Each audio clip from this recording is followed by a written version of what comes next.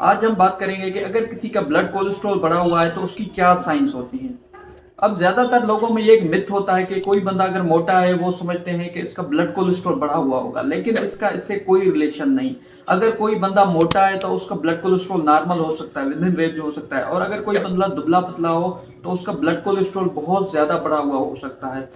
ये डिपेंड करता है कि आपका लिवर लिपिड को कोलेस्ट्रॉल को किस तरह से मेटाबोलाइज कर रहा है, और इसके अलावा डिपेंड करता है कि आपकी कोई फैमिली हिस्ट्री तो नहीं है, फैमिलियल हाइपर कोलेस्ट्रोलिमिया तो नहीं है।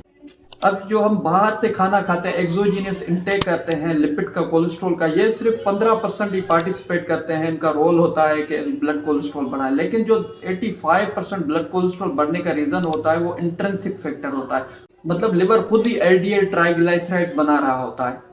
अब बात करते हैं कि अगर किसी का ब्लड कोलेस्ट्रॉल बढ़ा हुआ है तो उसकी क्या अलामत हो सकती हैं। नंबर 1 पे, अगर किसी का भी ब्लड कोलेस्ट्रॉल बढ़ा हुआ है, उसके ट्राइग्लिसराइड बढ़े हैं, तो उसकी आंखों के अराउंड, कॉर्निया के अराउंड, ये जो आंखों में काली पुतलियां नजर आ रही हैं, इसके अराउंड एक वाइट सर्कल बना हुआ होता है जिसे कॉर्नियल आर्कस कहा जाता है। अगर किसी भी बंदे को ये कॉर्नियल आर्कस है तो इसका मतलब है कि उसका ब्लड कोलेस्ट्रॉल बढ़ा हुआ है। अगर किसी भी बंदे की एज 50 से बिलो है और उसकी आंखों में ये रिंग्स आ रही हैं तो इसका मतलब है कि उसका ब्लड कोलेस्ट्रॉल बढ़ा हुआ है। और ये जो रिंग आपको नजर आ रही है, इसके अलावा ओल्ड एज में भी आती है। अगर ओल्ड एज में किसी को ये रिंग हो जाए तो इसको आर्कस सेनाइलस कहा जाता है। और जो दूसरे नंबर पे साइन है उसको कहा जाता है ज़ेंथेलिस्मा। अब ये ज़ेंथेलिस्मा बॉडी के डिफरेंट रीजन्स में हो सकती है। अब ये आंखों के दरमियान यहाँ पे ज़ेंथेलिस्मा हो सकती है।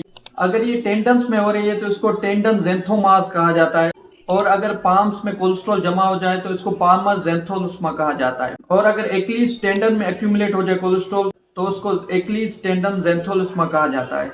और अगर हाथ के बैकवर्ड उंगलियों के दरमियान अगर ये एक्यूमुलेट हो जाए तो इसको ट्यूबरस ज़ेंथोलिस्मा कहा जाता है। अगर इस वीडियो से कुछ नया जानने को मिला है तो हमारे YouTube चैनल सब्सक्राइब कर दें। Thank you.